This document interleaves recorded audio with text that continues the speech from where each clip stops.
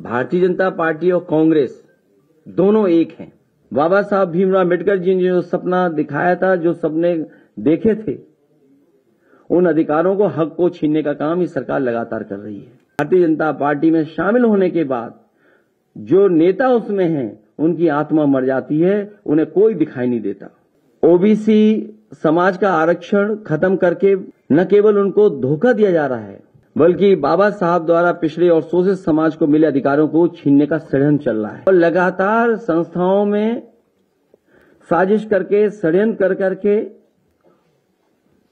कहीं न कहीं उस कगार पर समाज को पहुंचा दिया कि रिजर्वेशन के लिए भी एक रेवोल्यूशन हो जाए।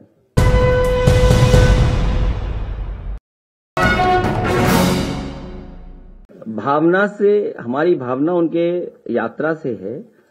हमें कोई इनविटेशन नहीं मिला। हमारी पार्टी का सिद्धांत अलग है। भारतीय जनता पार्टी और कांग्रेस दोनों एक हैं। भारतीय जनता पार्टी का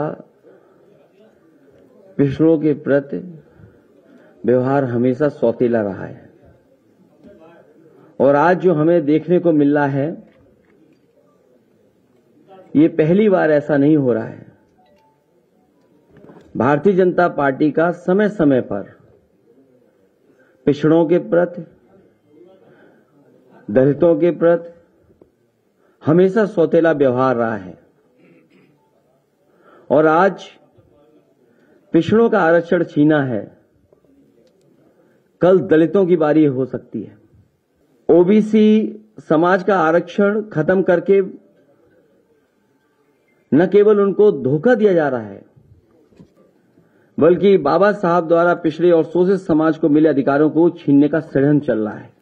केवल एक संस्था में नहीं, अगर भारतीय जनता पार्टी का काम करने का तरीका हम देखें तो हर संस्था में भारतीय जनता पार्टी जानबूझ करके, षड्यंत्र करके पिछड़ों को, दलितों को अधिकार नहीं दे रही है। ओबीसी समाज का आरक्षण खत्म करके ओबीसी समाज की आने वाली नस्लों को भी गुलाम बनाने का षड्यंत्र चल रहा है। इन समाजों का आरक्षण खत्म करके समाजों को सत्ता से बेदखल करने की भी साजिश है, और इसके लिए लगातार भारतीय जनता पार्टी किसी न किसी रूप में तैयारी करती रहती है। समाजों का आरक्षण छीन करके, और खासकर ओबीसी, दलित, उनका आरक्षण छीन करके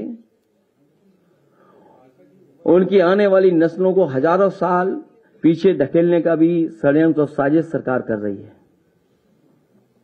भारतीय जनता पार्टी समय समय पर पिछड़ों का तो वोट चाहती है,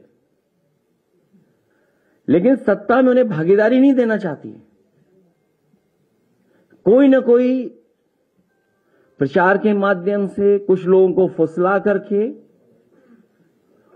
उनके बीच संदेश भेजने का काम, वोट तो लेना चाहते हैं, लेकिन जब कभी उन्हें भागीदारी देने की बात आएगी तो भारतीय जनता पार्टी उन्हें भागीदारी नहीं देगी। ये जो सरकार आज भी बनी दिखाई दे रही है उत्तर प्रदेश में और दिल्ली की सरकार, ये पिछड़ों के वोटों से बनी सरकार है, और इन दोनों सरकारों में पिछड़ों के लिए कोई जगह नहीं है। और लगातार संस्थाओं में साजिश करके, षड्यंत्र करके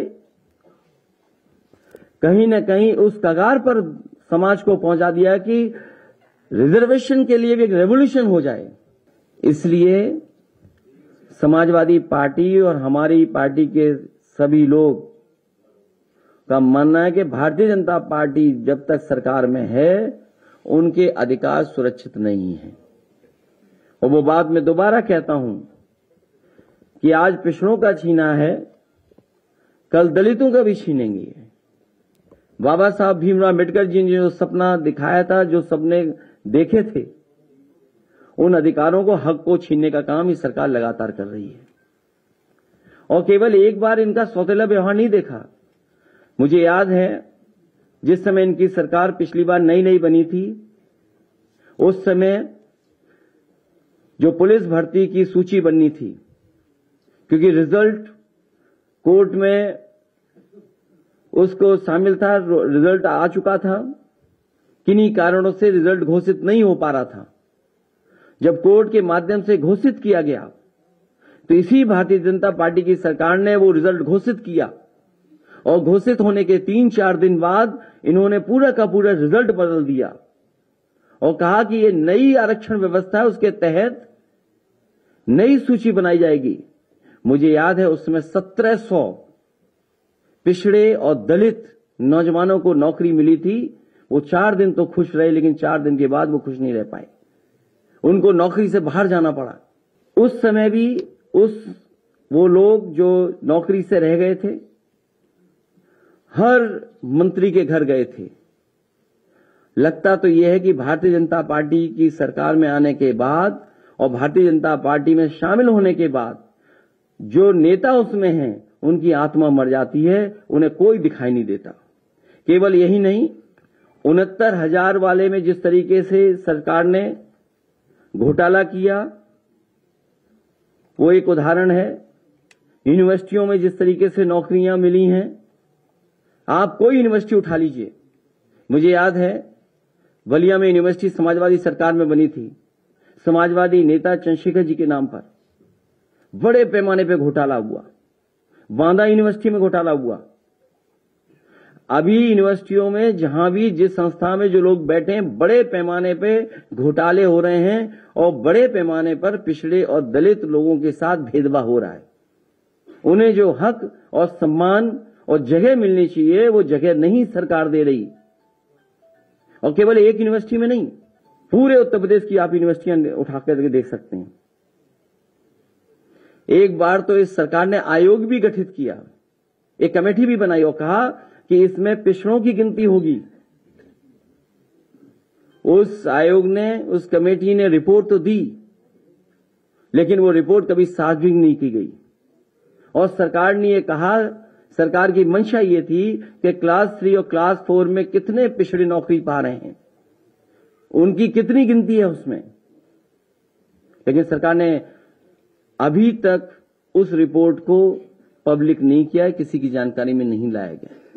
इसलिए लगातार सरकार भेदभाव कर रही है और जरूरत पड़ेगी और हमारी पार्टी के संगठन के लोग, पिछड़ा वर्ग का जो संगठन है उसके लोग तैयार कर रहे हैं। अगर सुप्रीम कोर्ट में भी लड़ाई लड़नी पड़ेगी तो समाजवादी पार्टी पिछड़े वर्ग के साथ पूरे सहयोग और मदद के साथ खड़ी होगी, जिससे सुप्रीम कोर्ट में भी लड़ाई लड़ी जा सके। क्योंकि सरकार पे भरोसा नहीं है और सरकार न केवल आरक्षण पे भेदभाव कर रही है बल्कि चुनाव से भी भागना चाहती है। चुनाव को ये फेस नहीं करना चाहते, क्योंकि वो जानते हैं कि जनता के सामने अगर वो जाएंगे तो जनता बुरी तरह ने हरा देगी। हाल में ही जो चुनाव हुए हैं उन परिणामों ने बताया है कि पिछड़े, दलित, अल्पसंख्यक सब वर्ग के लोगों ने मिलकर के एक हो करके इस भारतीय जनता पार्टी की गलत नीतियों के खिलाफ वोट डाला था। चाहे वो मैनपुरी हो, खतौली हो और रामपुर में जो बेईमानी की वो सब जानते हैं।